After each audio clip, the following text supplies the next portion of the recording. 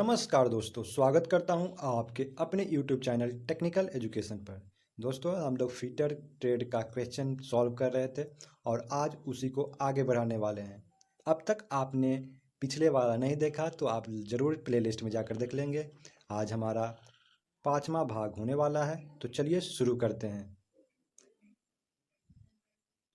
Usually the hammer handle is made of would because, सामान्यतः हथौड़ी का हत्था लकड़ी का बना होता है क्योंकि इट इज चिप, यह सस्ता होता है। इट्स एब्जॉर्ब शॉक्स, या आघात को अवशोषित कर सकता है। It is light in weight, यह वजन में हल्का होता है।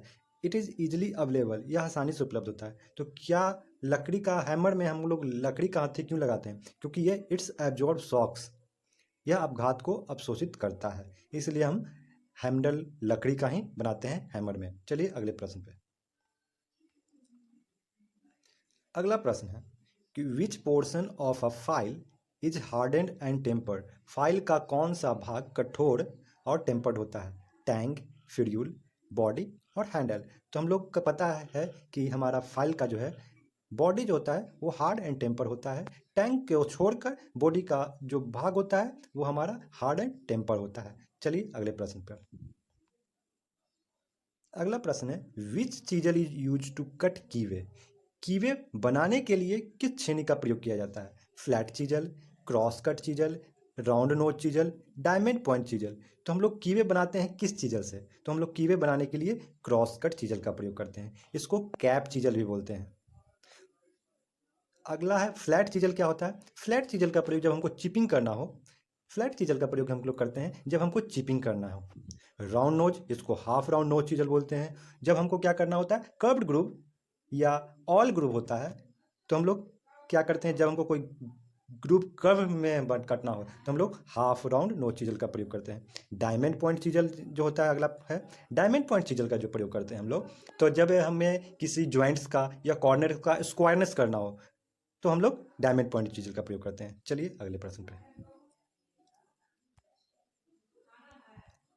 अगला प्रश्न है which statement is not true about lapping, lapping के संबंध में कौन सा कथन सत्य नहीं है? क्या ये इट इज़ स्लो प्रोसेस, यह धीमा प्रोसेस है?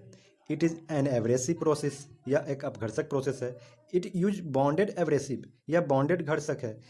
Tight tolerance can be obtained by this process, इस प्रोसेस के द्वारा टाइट टॉलरेंस प्राप्त किया जा सकता है। क्या कर सकते हैं? क्या है कि ये लैपिंग को सही नहीं है, कथन सही नहीं लैपिंग के लिए। तो हमारा देखिए it is slow process, it is, ये सही है। It is an abrasive process, ये भी सही है, एब्रेसिव प्रोसेस है। It is used bonded abrasive, क्या इसमें बॉन्ड एब्रेसिव यूज होता है? तो नहीं, ये हमारा बॉन्ड एब्रेसिव नहीं, हमारा सिर्फ एब्रेसिव यूज होता है। अगला ऑप्शन देखिए it tight tolerance can be obtained by this process, क्या इसके द्वारा हम टाइट यानी कि क्लोज टॉलरेंस प्राप्त कर सकते हैं लैपिंग के द्वारा? तो ये भी है। तो हमारा ये जो है प्रोसेस है लैपिंग प्रोसेस, इसमें लैपिंग प्रोसेस में आता है, ये भी आता है, ये नहीं आता है। तो ये इट इज बॉन्डेड एब्रेसिव, ये हमारा इस ऑप्शन के अनुसार सही होगा कि ये लैपिंग में नहीं आता होता है। चलिए अगले प्रश्न पे। अगला प्रश्न है many metals particularly non ferrous metal have a tendency to harden with time, it this is called, अधिकांश धातु विशेषकर लौह धातु समय के साथ कठोर हो जाने का गुण होता है, इसे क्या कहते हैं? इसको क्या कहते हैं? कोई मेटल है नॉन फेरस मेटल और वो जो है क्या होता है, समय के साथ जो है हार्ड हो जाता है, कठोर हो जाता है, तो उसको क्या कहते हैं? उसको time hardening, long hardening, as hardening या सुपर हार्डनिंग। तो हम लोग क्या करते हैं, उसको एज हार्डनिंग कहते हैं। इसके लिए क्या होता है कि जब हमारा नॉन फेरस मेटल है तो उसको बहुत समय के लिए रूम टेम्परेचर पे छोड़ देते हैं, खुला छोड़ देते हैं, धूप में छोड़ देते हैं, जिससे क्या है कि उसमें स्ट्रेंथ आ जाता है। स्ट्रेंथ आने से उसमें कठोरपन आ जाता है, मजबूती हो जाता है, कठोर हो जाता है। तो हम लोग क्या करते हैं, उसको लिए एज हार्डनिंग करते हैं। चलिए अगले प्रश्न की। अगला प्रश्न है कि which of these is an indirect measuring tool, इनमें से कौन अप्रत्यक्ष मापन औजार है? Inside caliper, vernier caliper, universal bevel protractor, inside micrometer. तो हमारा कौन अप्रत्यक्ष, जिसकी इनडायरेक्ट मेजरिंग टूल है, तो हमारा जो है इनसाइड कैलिपर जो है वो हमारा अप्रत्यक्ष मापी औजार है। वर्नियर कैलिपर एक प्रत्यक्ष मापी है, यूनिवर्सल बेवल प्रोटेक्टर भी एक प्रत्यक्ष मापी है और इनसाइड माइक्रोमीटर भी प्रत्यक्ष मापी है। तो हम लोग वर्नियर कैलिपर के द्वारा क्या करते हैं, जब हमको डेप्थ मापना हो आउटसाइड मापना हो, इनसाइड मापना हो तो हम वर्नियर कैलिपर का प्रयोग करते हैं। इनसाइड कैलिपर के द्वारा जब हमको सिर्फ आंतरिक भाग मापना हो तो इनसाइड कैलिपर का प्रयोग करते हैं। यूनिवर्सल वर्नियर बेवल प्रोटेक्टर का प्रयोग हम लोग कब करते हैं? जब हमको एंगल फाइंड करना हो, एंगल निकालना हो तो हम लोग क्या करते हैं? यूनिवर्सल बेवल प्रोटेक्टर का। इनसाइड माइक्रो के द्वारा, इसके द्वारा भी हम आंतरिक भाग का जब मेजर करना हो तो हम। अगला प्रश्न है, the least count of vernier caliper. Vernier caliper का न्यूनतम गणना होती है तो हमारा क्या होता है? 0.02 mm। अभी हमने बताया था 0.02 mm जो होता है वो हमारा। अगला प्रश्न पे चलते हैं। There way are various type of belt in use, which one of is not among them. विभिन्न प्रकार के बेल्ट प्रयोग किया जाता है, इनमें से कौन बेल्ट नहीं है? V belt, flat belt, V belt, toothed belt. तो कौन हमारा बेल्ट नहीं है? तो हमारा ये फ्लैट बेल्ट भी होता है, वी बेल्ट भी होता है, टूथड बेल्ट भी होता है। तो हमारा ऑप्शन के अनुसार ये जो होगा ऑप्शन डी ये करेक्ट होगा। तो हमारा ऑप्शन होगा, ऑप्शन डी होगा करेक्ट। चलिए आगे बढ़ते हैं। अगले प्रश्न कह रहा है, if it is required to bring the driven shaft to speed in gradual manner, the drive use will be. यदि ड्रिवन शाफ्ट को धीरे धीरे गति में लाना है तो प्रयुक्त ड्राइव होगा। तो कौन सा ड्राइव होगा? क्लच होगा, गियर होगा या बेल्ट ड्राइव होगा?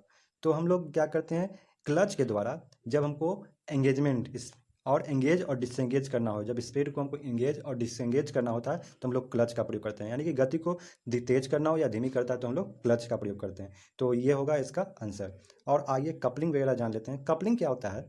कपलिंग जब दो या दो से अधिक शाफ्ट को हमको जोड़ना होता है, कनेक्ट करना हो आपस में, तो हम लोग कपलिंग का प्रयोग करते हैं। और गियर का प्रयोग जब हम लोग पावर ट्रांसमिशन को, पावर को ट्रांसमिट करना है कुछ दूरी तक तो हम लोग क्या करते हैं? गियर का प्रयोग करते हैं। और बेल्ट ड्राइव के द्वारा भी हम लोग पावर को ट्रांसमिट करते हैं एक स्थान से दूसरे स्थान पे कुछ दूरी में। चलिए आगे बढ़ते हैं।